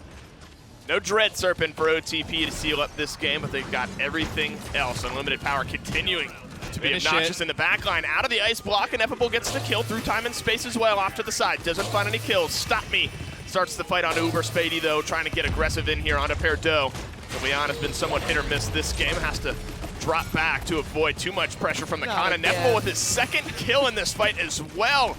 And Anzadoodle forced back off of the payload, or off the point I should say, with 42%, and finally Stop Me gets dealt with. Now it's a battle on the point there. It's going to be Sour Team who end this mid-fight. And there you go. There's your solo Evil Mojo onto Unlimited Power. Sour Team with the half-fast cap mechanic, looking to put this one to a 0.7. Wall goes up. Did not wall Barrack out. So no. I think we'll get the overtime here. Dome Shield's going to help out. Ooh, did that just open the door? One Trick Pony back in it. Yeah, Perdo's unable to find the kill. A double kill through the window. A snapshot onto Sheepa. Uber Spady with the only saving grace here. Surret's with the deft hands gets the stun. Overtime's going to expire. Not game over just as of yet. One Trick Pony, 75% looking for the win. Missed Evil Mojo. And Nara's here. Will she get dismounted in time? Nope, she will be able to make it back in. PR is up. Wall goes up as well to meet it. Ultimate starting to come back up. Evil Mojo looks like it will be the first one available. With the next kill, might just seal the deal. Yeah, you just need to find a pick. Whoever's the first one into the kill feed is maybe the one who's going to end up winning this game. You do have Evil Mojo. Who do you use it on here? You get one onto Barrack. The crossfire rips through. Nixus stops him before they're able to get the kill. A double kill for the Tyra. And it looks like One Trick Pony are forcing a game 5. It really comes down to, man, if that Barrack got walled out of the point, this set is over. Yep. He stays alive, drops the Dome Shield, quick little touch, and that's basically it. Just a little bit of a better zone from Sour Team could have sealed the set, and this has to get frustrating at this point. You were up 2-0. Yeah. I mean, you're up 2-0, then game 3 is a 4-0. This one is, you know, it's 4-3. It's winnable. It's so in the balance. Sour Team goes searching yet again for another win. So OTP ties this one up. Going to a game 5. Doodle. Top damage in the game. Or second only to Perdo on the Leon. A Genos Leon, I might add. But that is a hunting party Barrack. Nonetheless, though, the frontliner. Top damage in the game. Or on his team, I should say. A couple of things got messy towards the end there. Spady kind of takes the last hit from Perdo's Enlightenment. He doesn't get his charge back. If he's able to get that kill, stay alive, get out, disengage. If anyone gets a kill off of Evil Mojo, again, you know, you got to be aware of who's got these Resilience 2s online. Doodle didn't even come close to dying in that final Resilience. I don't know. Tough stuff there. Tough shake for Sour Team. Absolutely a winnable game. Beautiful snapshots from Doodle as well. You just see how much damage the potential from this Barrack is so potent. I mean, 2 shots onto that Pip, and he's forced back. Damn. There's the wall right behind him. A game of inches in that case. Just gets knocked forward. The Dome Shield seals this one up for One Trick Pony. And this is, I believe, the flick shot right through the left window, or right through the left doorway right there onto Sheepa. Enlightenment not going to seal that one up. Hats off to One Trick Pony fighting back in this set, though. I mean, a 1 versus 2 matchup. This is what you hope for. Yeah, not an easy way to go if you're a Sour Team fan, but they still have one more chance. They will get the map pick as well. It's the loser's pick at this stage, and they've been doing nothing but losing since game number 2. They got to find a way to seal the deal here. Maybe, and the problem was for me that was Sour Team's comp. Yep. The Makoa, the Leon, they have the picks that they needed, that they wanted. Everything looked good, but it did not work out for Sour Team. OTP get their second win in a row to tie this one up at 2. Game 5 right after this. SteelSeries, the official peripheral provider of the Paladins Premier League.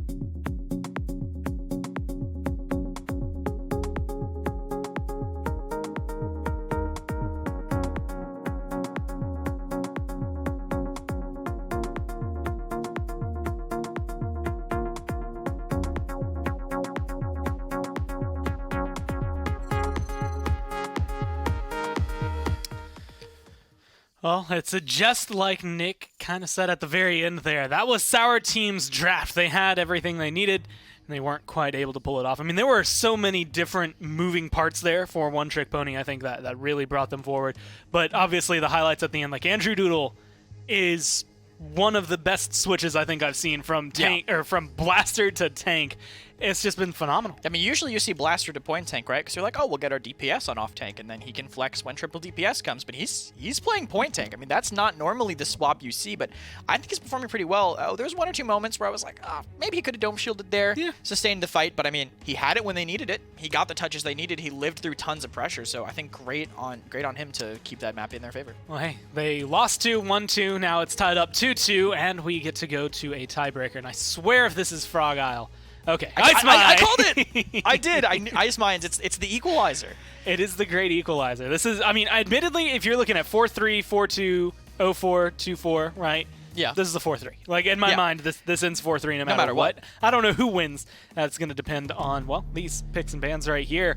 And I do want to say, like, this isn't going to translate as well from last map to this map, but Unlimited Power looked phenomenal on Eevee that last game, but it's looked phenomenal pretty much all set.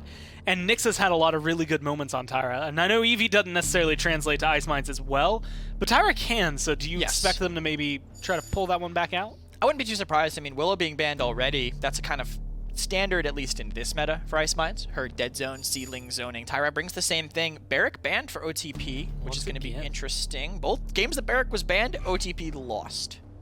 So... Well, you know, that's just a foreboding stat. Yeah, that is a very foreboding stat, especially for the team that decided to do it. They're dashing their own chances, but they gave up Makoa.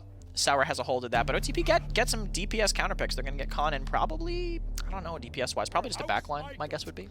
It's always this fun flexibility. I mean, Kananara, we saw them go something similar, if not, no, they went Ashinar earlier. So Kananara, similar feel, but a little bit more control, I think, around the side for Khan on Ice Mines. Yeah, a little slower, too. Ash can cross that distance so fast. Khan doesn't really have that same level of versatility. Yeah. Maybe if he runs Vortex Grip, they can play a kind of defensive style, but we're not going to know until the DPS has come in. Pip for Sour Team, good on this map. It didn't go too well for them last game, but hopefully they're going to have a better healer this time with the Grover. And I would even argue that's like the hallmark of a good team as well, being like, you know what, we just lost with this Pip. Oh yeah. We're not afraid to pick it again. Like, we are going to go back to it. We're confident that it was a bad game, not necessarily bad Pip. Like, we're not bad at him. Oh yeah. So lock him in. Plus Ice Mines, I would say, based on what we've seen in the PPL, this is one of his best maps to be able to pull out the Pip. How do you feel about Grover on Ice Mines, though? It's one of his best maps for sure. Just you're constantly healing your whole team. The mid fight, the only fight that matters is so just you're healing everybody constantly. It's so tight of a fight with so many corners that you're doing things that other healers can't really get away with. Genos being the only other one, but Grover has that more consistent healing output on top of that. Yeah, and I mean, it's one of those things. Grover doesn't have to look behind him to hit the guys behind him. It just happens. That circle is pretty massive with the way people tend to play him. Kanamara, Tyra gonna get locked in here, and then Maldamba for the support. A little bit of flexibility here for One Trick Pony. Yeah, they can go pretty much anything. Anything? Is there like anyone that anyone? When I say anything, not anything, but like, is there anything that comes to your mind like this is where I would go here? If you're going full control, maybe a Drogoz. I could see like that combustible AoE spam. They also don't have. They won't probably have the Nando to deal with it. They'll know at that point. Sour could still go that, but double blaster. I guess it's going to be the way that they go with that big AoE. They heard you say Drogoz, and they're like, nah, fam, this is ours. But it's kind of flipped, right? Because look at the tanks for Sour. That's very aggressive. One Trick Pony have the more passive composition. The Drogoz might struggle to put on that pressure with his tank so forward.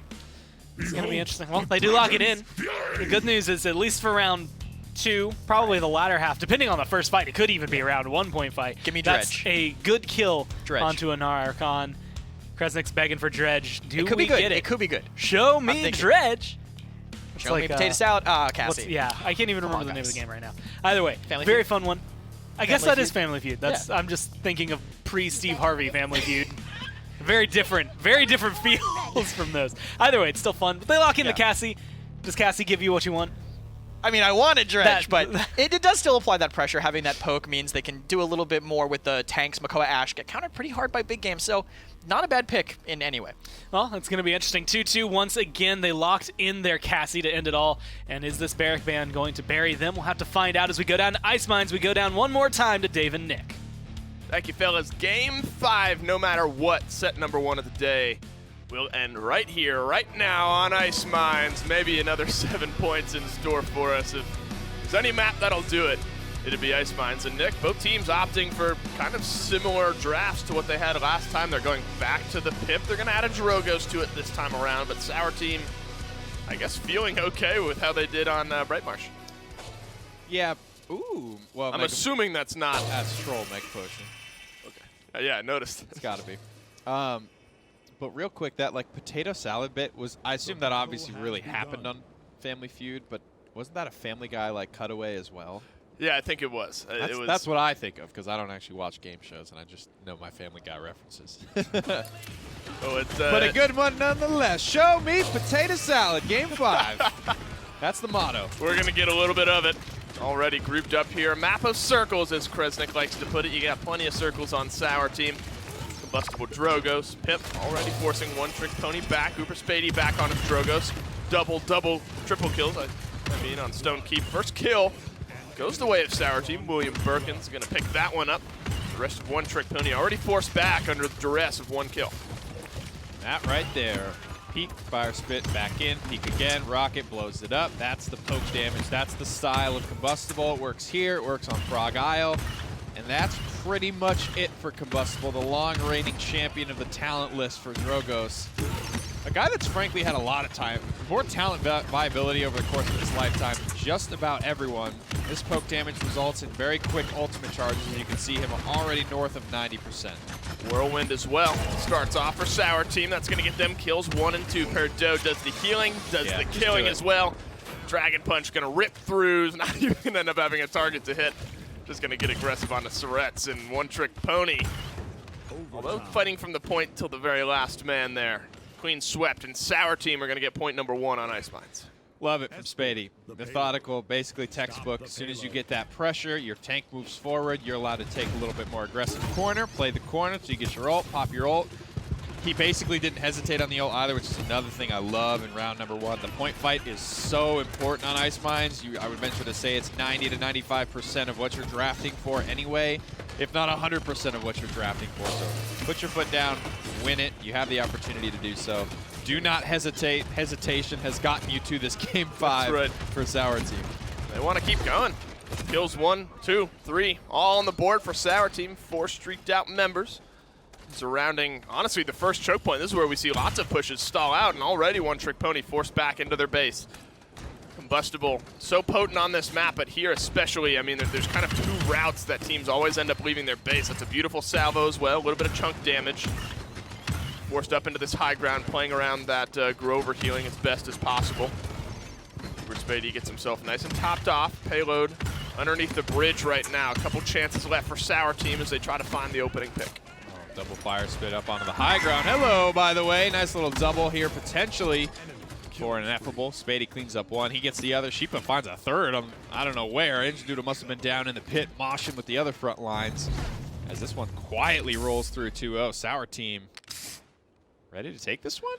Yeah, maybe. This potato salad is curing quickly. Oh, 0 deaths. Died. Oh. 0 deaths for Sour Team right now. Only one member of one Trick Pony anywhere in the damage charts right now. That is tough for sure. You're looking at, frankly, decent amount of ultimates being available and at the ready. Sour Team off on just a couple. Even Mojo was just used, but it's already back to 20%. I mean, the kid hit 3 shots before the round ended. That's just the way Evil Mojo charges, ladies and gentlemen. Ancient Rage, Whirlwind, and Dragon Punch should be enough to get them through this fight. Not to say that One Trick Pony don't have some bangers themselves, but it's all about whether or not you can actually connect. Sorry, I'm trying to break down the Sour Team draft in my head because it's Perdo on the Grover. Is he playing? I didn't catch his. Is he playing Ferocity Grover, and that's why we saw Mega Potion Pip? Maybe we can. Is it healing Pip? After this little engagement in the middle, Crossfire gets a double kill for unlimited power, and Doodle as well. I mean, as fast as you line them up, you knock them down. Nice, stay rampant blooming. Rampant blooming. It was a good thought. Mega for sure. Potion. Yeah, I was curious because I noticed he was 3rd damage in the game. There is you know, only 2 people more damaging than Grover right now. And it was Perdo on the Grover. I was just curious, didn't catch it. Long range overpower from Stop Me, zoning out Sour Team. Such an unforgiving map, especially when fast caps for the opposite side. And as fast as Sour Team won points 1 and 2, One Trick Pony have just reversed the story a little bit. Yikes, big game is going to put some hurt on that Makoa. And we talked about no hesitation in the first round. That's how you get it done. Comeback mechanics there. All you need is one clean fight. Everyone surged forward. Everyone pressed E or corresponding ultimate keybind. And One Trick Pony grabbed the easiest payload point of their life. That should be E. The only thing that's contested, I think, is what keybind your movement ability goes on, and it's left shift 100%. I feel like that's the only option for movement ability. Maybe that's sacrilegious. But there's some radical people out there, Dave. You never know what you might find. It's a crazy, crazy world out there. One chicken will be fried. The other hides and is forgotten about. Yeah, maybe didn't Day realize. 42 behind enemy lines. They still don't know I'm here. Still don't know where I am. I'm still chicken. Unfortunately, dealing some damage is going to get you spotted out. Nearly trading out the kill onto the Pip. Doesn't work out this time around. So payload moving forward, but Sour Team doing a little bit better of a job than One Trick Pony on the defensive end, at least. Dragon Punch, asserting dominance, Whirlwind, all ready to go. The longest stagger Paladins has maybe ever seen. Yep. Doodle finally goes down. Oh wait, I didn't even see the Inara back there. Full, like, I don't know, 30 seconds later. I don't know if his ultimate was charged at the start of that, but it's charged now as he kind of pokes away in vain at everybody else, kind of toying with him. Pushing him around the pit, hooked away. The crossfire actually didn't get the animation off, so we'll be good to go. Bit of a silver lining in that case. You find death, but you get your crossfire back with 40 seconds left. This is peak Ice Mines, ladies and gentlemen. You fail your first push on your payload, and you're forced all the way back to where the mid-fight occurred. Only a couple options. You could go through long up behind them, but most people opt for these gate bridges that are now down. I guess you kind of have to wrap through that area anyway. Sour Team likely just electing to charge up their ultimates. They only have one that's not up, and that's the Ancient Rage. A couple poke shots. We'll get that ready for the next round. And they'll be 1 point away from winning this game if this one does not go through. One Trick Pony, 5 ultimate strong. Good fire spits as well from Uber Spady. Chunking out some damage. So low as Doodle on the Sonara has to back off. Payload is moving forward though, but overtime begins. It's going to be a long push in overtime. Already one dropping, Perdo low as well. It's a 2 for 1. We'll call that even because the defense is reinforcing this fight umpteen times faster than the offense is going to be able to. Sheepa could land a bad assert dominance, but again, everybody really wants to save their ultimates for the point fight next round if possible. She's staying alive under duress here. One more shot will do it. Finds it on the Nixus down on the low ground, able to wrap around the backside here. Doodle just staying alive, and now the Grover's in an awkward spot, but Doodle alone on an island, no healing ready for him, is gonna seal this one up. So it's Sour Team again, 1 point away. Great overpower, long range from Stop Me. Of course, this is on the mid-fight. That kind of sealed things up for them. Take notes, Sadak. That's how it's done, brother. That's a long distance one as well. You got to just track them. I think really the core of hitting that ability is like there is just a point where it's like you have a target or you don't. And you do have to kind of track them through the animation, but there's that critical point right at the end of the windup that determines whether or not you actually get what you came for. And that's why sometimes you hit that critical point, somebody could be like jumping out of line of sight, but if, as long as you hit that lock-in moment, they'll get pulled through walls and whatever else it is. There's nothing that can stop them at that point. Resilience will hope to stop at least a little bit of it. 5 ultimate strong, top to bottom. Sour Team looking to seal things up and assert dominance onto Surretts is going to get the kill. Misses the overpower. Stop Me gets hooked through. First kill in this engagement goes to Sour Team onto the healer. Sheepa, though, trades out his life for it, but Uber Spady's still alive, doing damage, finding the shots. And it looks like Sour Team are going to run away with this initial engagement. One Trick Pony will have a chance to get back through here, but this is as unforgiving as it gets on Ice Mines. They're going to get chunked out. They're going to get hit with damage on their way back through. They have to get through a Dragon Punch. They have to get through that Evil Mojo, but it's counterplayed nicely. Seismic Crash it's a wash. Even 1-for-1, one ultimate, a piece, Dragon Punch ripping through, looking for Khan. Oh, Once no! the iframes wear off, it's all done and dusted. Nearly onto the pillar there. Sour Ooh, team look at just that. need one more, and the body block seals that one up. Stiff arm doodle, man. I love it. Ooh, tense moments for Sour team. You go to a game 5 after being up 2-0. They end up getting the win.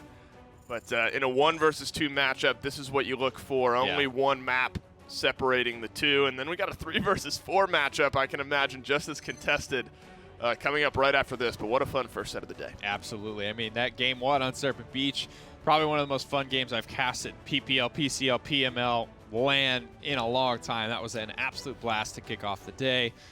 All 5 games are needed to determine a winner here because the opponent's just standing eye to eye. Solid stuff, kind of a wonky switch up with the Mega Potion, still rampant blooming. I think you're on the money, though. I think that would have been Ferocity had the map lended itself a little bit more to it. Again, kind of reinforces the point that 99% of what you draft for on Ice Mines is for that point fight. There's a lot of opportunities to Ferocity scale elsewhere on Ice Mines, but the point is not one of them. And I noticed the healing stats, about 120k for Surrettes and then 50 and 60k respectively for Ineffable and Perdo. So kind of both fueling, I should say, a little bit of combination 1-2 punch healing-wise. William Birkin, 5-2 and 10 on the Makoa.